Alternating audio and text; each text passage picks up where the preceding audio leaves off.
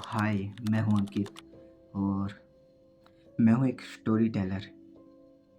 तो ये वीडियो में मैं एक स्टोरी करूँगा जो कि मेरे एक फ्रेंड की है। तो ये स्टोरी आपके लिए बहुत ज़्यादा ही अच्छी रहेगी लगेगी आप लोगों को। मैं बता भी नहीं पा रहा यार, कितनी मस्त है ये। और मतलब बेसिकली ये रियल में हुआ है, कोई वो नहीं है कि चैट जीपीटी पे गया और चेप दी। मैं रियल स्टोरी लाता हूँ आपके लिए। और अगर आप भी चाहते हो कि मैं आपकी स्टोरी कवर करूँ तो मुझे मतलब मैं अपना इंस्टाग्राम आपको कमेंट में दे दूँगा, आप वहाँ जाके मुझे भेजो भाई, मैं कवर करूँगा। ये बैठा है तुम्हारा भाई, अगर आपकी स्टोरी में दम है तो आओ भाई, स्टोरी पे स्टोरी बनाते हैं। तो आज की स्टोरी कवर करते हैं। तो ये कहानी है, मतलब हमारे मेन कैरेक्टर का नाम मैं रियल नहीं ले पाऊँगा क्योंकि बंदे ने मना किया है, तो इसलिए उसका नाम रखेंगे हम राम। गॉड का नाम लेना जरूरी है, श्री राम। तो बेसिकली हमारे राम भैया हैं, वो रहते हैं मुंबई अपने मम्मी पापा के साथ।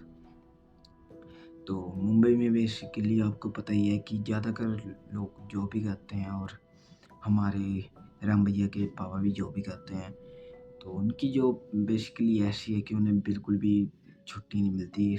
सिर्फ कुछ दिन होते हैं जहाँ उन्हें छुट्टी मिलती है, बाकी वो डेली वर्क पे जाते हैं, तो उनका काम कभी फ्री नहीं होता। और ऐसे ही एक बार उसके पापा ने उसे बताया कि राम, तेरे दादा दादी की तबीयत ख़राब हो रही है और तुझे वहाँ जाना पड़ेगा क्योंकि वो बहुत ज़्यादा ही बीमार हैं और तुझे उनका ख्याल रखना पड़ेगा। तो बेसिकली हमारे राम भैया हैं, वो अकेले चाइल्ड हैं हमारे मतलब उनके मम्मी पापा के। तो राम को ही अकेले ही देखना पड़ता है सब कुछ घर का। अगर कहीं जाना भी होता है फेस्टिवल या कहीं मतलब समझो ना यार, अगर फैमिली फंक्शन में भी जाना होता है कहीं और उसके मम्मी पापा नहीं जा पाते तो राम को जाना होता है। पर ये वाला सफ़र बहुत ज़्यादा लंबा होने वाला था। तो बेसिकली राम के दादा दादी रहते हैं तमिलनाडु साइड, मतलब तमिलनाडु से भी थोड़ी दूर साइड एक गांव में। तो गांव का मैं रियल नाम नहीं ले सकता, बेसिकली हम उसे गांव ही कहेंगे।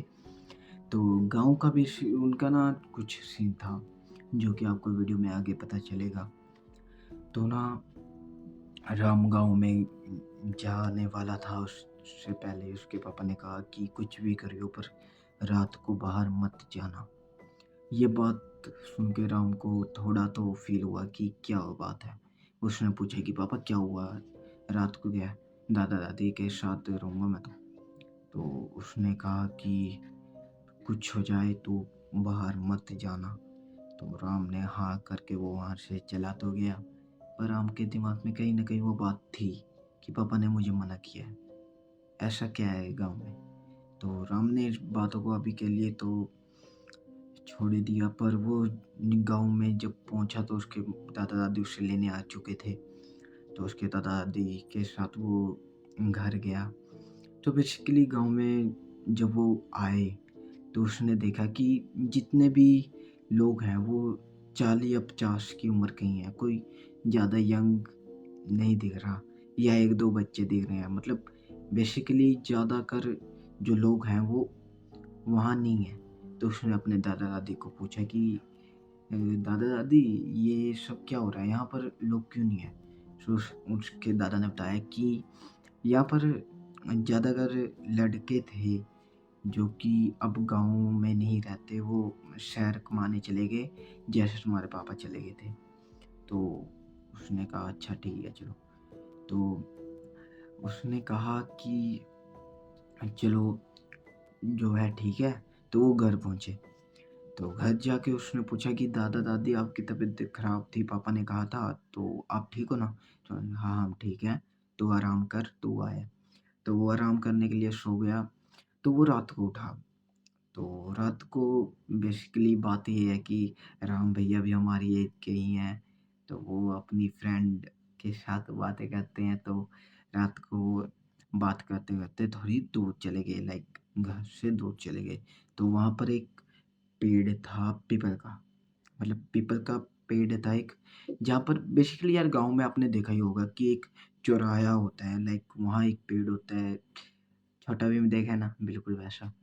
तो वैसे ही वहाँ पर राम भैया जाकर बैठ गए, तो उन्हें कुछ तो अजीब फ़ील हुआ। वो कॉल पे लगे हुए हैं, आवाज़ कट रही है, कुछ ऐसी-ऐसी मतलब अजीब चीज़ें हो रही हैं। तो राम ने कुछ सोचा, यार ये तो वियर्ड वियर्ड हो रहा है भाई कुछ, मुझे घर जाना है। तो वो मतलब अपने फ्रेंड को बोला कि मैं जा रहा हूँ घर और बाद में मुंबई आके मिलूँगा। अभी कोई मेरा प्लान नहीं है आने का, अभी मैं 1-2 हफ्ता दादी-दादी के पास रहना है मुझे और मम्मी-पापा जब आएँगे जब भी मैं जाऊँगा। तो राम वहाँ चला गया घर, लेकिन राम के दिमाग में कुछ तो था, उसे कुछ आवाज़ें आ रही थी अजीब-अजीब। तो उसने जाके अपनी दादी को पूछा कि दादी ये मुझे कुछ वियर्ड चीज़ें दिखी।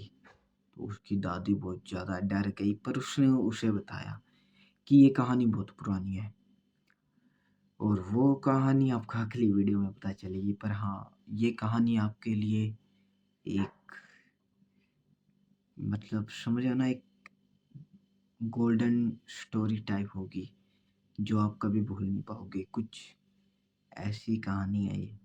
और मैं भी मतलब उस कहानी को बिना पढ़े, बिना मैंने बस एक बार सुनी है वो कहानी और मेरे दिमाग में वो अभी तक घूम रही है और मैं इमेजिन कर रहा हूँ कि राम को कितना डर लगा होगा वहाँ। तो मिलते हैं अगली वीडियो में, देखते हैं क्या हुआ था आखिर वहाँ, क्या थी वहाँ की सच्चाई, क्यों वहाँ लोग नहीं थे। मिलते हैं अगली वीडियो में। सायोनारा।